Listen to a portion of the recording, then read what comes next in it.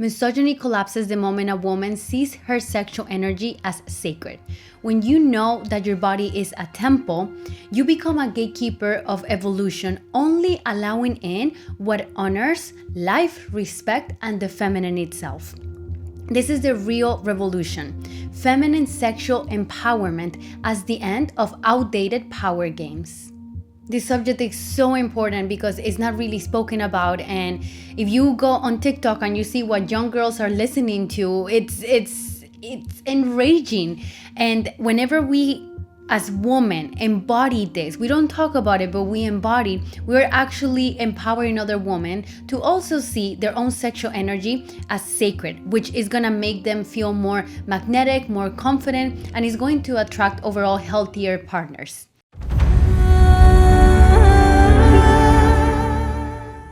My name is Silvana Kamala. I am a modern Tantra teacher, PhD candidate on Ancestral healing, and the founder of the Venusian Academy. I help women transform their wounds into power with my holistic method, Venusian Tantra. Alright, so let's explore what happens whenever you make the shift and you start valuing your sexual energy as sacred, right? So we're gonna look at this conversation from the lens of Shakta Tantra, right? In Shakta Tantra, a woman's sexual energy is revered as the embodiment of Shakti itself. Shakti is life force. Shakti is everything that exists. It is the creative force of the goddess herself. This energy of sexual energy is a lot deeper than just desire and reproduction. Shakti is the densest form of spiritual energy, and our sexual energy is our direct link to divinity, even though it looks like it's the opposite. It's like the cardinal, but feminine sexuality is a bridge between the divine and the material and the natural world. So whenever we consciously use our sexual energy, we are connecting with our divine essence, and mastery brings sovereignty, right? So whenever we have conscious control of the body, conscious control of our own sexual energy, we can use it for healing, for vitality, for awakening, for transformation, and for actually creating the life that we want to create, not the life that is dictated upon us by society, by the world, by culture. Shifting from seeing sexual energy as just like something that I feel and experience and use into bringing it into this sacred lens of looking at it as Shakti, as a manifestation of life force, is also going to help you transform shame into power, because there is a lot of shame that gets projected onto women's sexuality, and it's like you can never win, right? If you're too sexual, shame. If you're not sexual enough, shame. So it's time to reclaim back this gaze and be able to reconnect to our sexual energy from a different perspective. Because if you are really pissed off about everything that is going on and the uprising of misogyny and the return of these belief systems that we thought that were gone because they're so outdated, then this video is definitely for you, because we all need to do our part.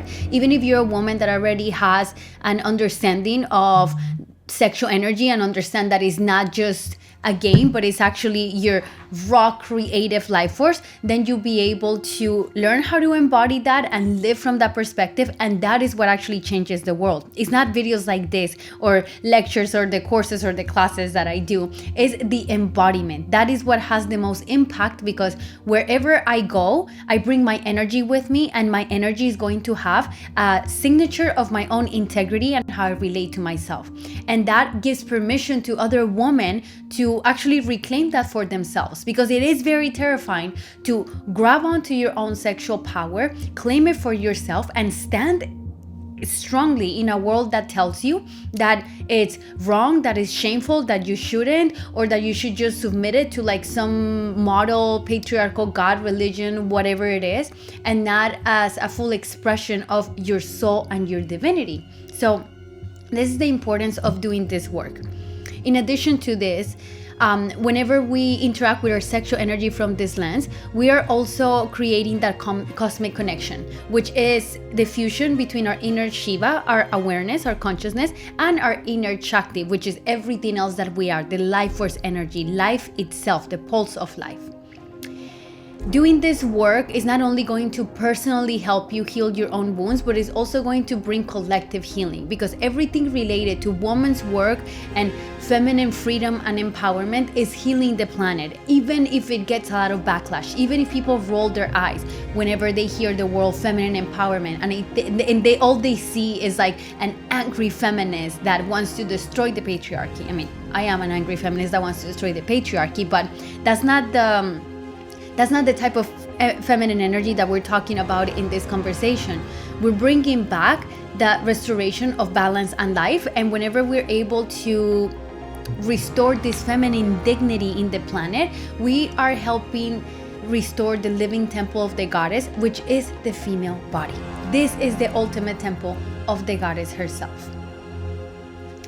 So, sacred sexual energy is actually a boundary. To be able to perceive your own sexual energy as sacred automatically and naturally is going to create a boundary, because it's going to force you to only allow yourself to exchange sexual energy with people that hold your own worth as a mirror to yourself. So if you see yourself as sacred, you're only going to allow other people that also perceive themselves as sacred and you as sacred into your life and into your body, right? So this is the foundation of feminine sexual empowerment. And it begins with a boundary. It begins with the no. What do I allow and what do I not allow? And you are the owner of that no. You get to choose where that no is drawn. It's not based on like, well, if we're all love and then there's all this like freedom, blah, blah, blah. Like, it's, you know, it doesn't come from the outside. The authority over where the boundary of your sexual energy lies is within yourself. You are the one that chooses that. Another important point to keep in mind whenever we are looking at like this strategy, right, of destroying misogyny by focusing on female sexual empowerment is to understand that women are the evolutionary gatekeepers, right? Whenever enough women reclaim their sexual sovereignty, right, they allow themselves to nourish only what they perceive as worthy of maintaining and staying on this earth. I'll give you a very practical example. A woman that holds herself in high regard and understands that she is a walking temple of the goddess herself, of Shakti, an expression of divine feminine energy. She's going to attract partners that also perceive her in that way and that perceive their sexual energy in this way. And whenever we allow more of these men, of these individuals or these intimate experiences into our life, we are perpetuating that. If we go through life unconscious of the sacredness of our sexual energy, thinking that it is just a physical stimuli to feel good or reproduce, we're not going to be that choosy and picky with whatever we interact with, because it doesn't matter. There's no spiritual energetic consequence. And if I am protecting myself from illnesses and if I am taking care of like that I don't conceive if I don't want to, then it's all game. And the reality is that you have a womb that not only creates babies, you have an energetic womb that gives power and more potential to the sexual energy that comes within you. So if you're letting the distorted misogynistic men into your sacred temple, you are allowing this energy to continue perpetuating itself, because that is the magic that women have. That is the space of the energetic womb. It is a place of birth and growth for energies and spiritual ideas as well, not only physical babies. The truth is that misogyny cannot survive these sacred boundaries. As more women begin deconditioning from the patriarchal programming, right, and start valuing their bodies, their energy, all of these misogynistic dynamics will lose their power and their relevance. It's not that we're in this big battle against it, it's that it becomes irrelevant because I don't engage with this. And personally, this can work by protecting you in your life and making sure that you're surrounded by things that you deem worthy and valuable because they preserve life and love. But it's also going to start creating a reality for yourself and for others around you as well that have less of these misogynistic tendencies. They begin losing their power, not because they're not powerful, because these ideas are extremely dangerous and horrible and they do terrible things to humans, But these ideologies, whenever you don't engage with them and you don't perpetuate them, they tend to lose their grip on your own reality.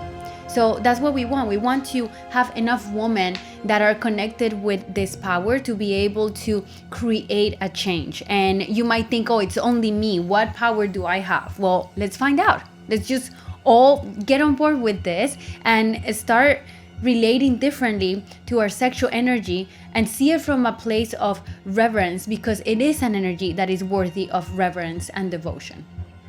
The reason why we had so much control over feminine sexuality is because this was a mechanism of patriarchal control that actually interrupts natural evolution. Whenever we see in history all of these philosophies and these systems that say, okay, a woman cannot choose for herself. She's not the owner of her own sexual energy. It belongs to her father or her husband or her brother, right? Women become pawns for this game. And they don't have the right and the space to say, no, I don't want this energy. They don't have, it's almost as if the right of choosing what continues to flourish on the planet gets stolen from them. So now that we have gathered enough freedoms to be able to choose for ourselves, it's time to now bring back the energetic component of that. It's not just about what reproduces, how many children somebody has. It's about the energies that we are engaging with sexually. And this is the power of the feminine. And this is why thousands of years ago, whenever the powers that be wanted to control populations and make little slaves of every country that they found on their path, they always began with systematically controlling women and female sexuality and removing the rights and the agency that women had to choose their own sexual partners, to choose who to reproduce with, and to choose what energies they allowed in their bodies and in their lives. Feminine sexual power is not only personal, this power is collective and ancestral. Every time that you honor your own sexual energy, you are healing ancestral wounds. The entire line of women before you that did not have the same freedoms that you do to choose what to do with their sexuality and who to allow in, this is going to heal the ancestral line, and then also create a new model for a new way that is going to shape the future generations, even if you do not have offspring, just by your existence, because we do learn through embodiment. Embodiment is the ultimate teacher, more so than words will ever be. So in order to integrate all of this, I have a very simple tool that is actually, it's very easy, but it's also very hard for a lot of women. And this is gonna be a sacred yes and no practice. So take a moment to tune in into your body, right? And then notice, what does yes and what does no feel like in your body? And you do this in a neutral state. You can do it by your altar or in the morning or during your meditation practice, spiritual practice, and notice what is the reaction and response of your body whenever you feel a no and whenever you feel a yes.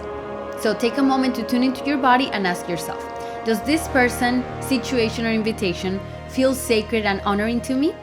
If it's a full body yes, then notice, how does your body feel? And notice what happens when you say yes or what happens when you say no. What you want to do is to attune to what each energy feels like, because we think this is very obvious, but it is not, especially when it comes to sexual energy. When it comes to sexual energy, there's a lot of confusion from years of programming and generations of trauma, and everything that your grandmothers did not get to feel it's in you, especially if it wasn't processed before. You have this. So differentiating between the yes and the no is going to be very important for this process. So I invite you to do this and then journal, and then notice what happened, explore yourself, notice how did you feel whenever you set the boundary if there was a no. Because if something is not a full body yes, and the full body yes for me feels like that, then it's simply a no. There's no maybes when it comes to these exercises. It's just yes or no. If it's a maybe, it's a no. If it's an I'm not sure, it's a no. If it's a kinda, it's a no. Only the full body yes is going to register as a yes for you when it comes to your sexual energy. And notice also what happens around you, because this exercise is definitely going to clear out your life and your path from people that don't deserve to be in it. So remember that true feminine sexual empowerment is the force that destroys misogyny from the root, from the beginning. Not through conflict, but simply by raising the standard for what is allowed to be in your life. You have the power to change not only your life, but the life of women all over the world by simply claiming this right that you have, honoring your sexual energy, and reclaiming its sacredness and sanctity. And lastly, remember that you are the walking temple of the goddess, of Shakti herself, and she needs you to speak up on her behalf. And with that, I leave you. Please let me know in the comments if this resonated with you, if you tried out the practice, and check out the description box below for my resources. I have my Discover Your Power Archetype ebook there. Shortly, I'm gonna be launching a quiz, so you might find it there. And if not, I will see you guys next time. Bye-bye.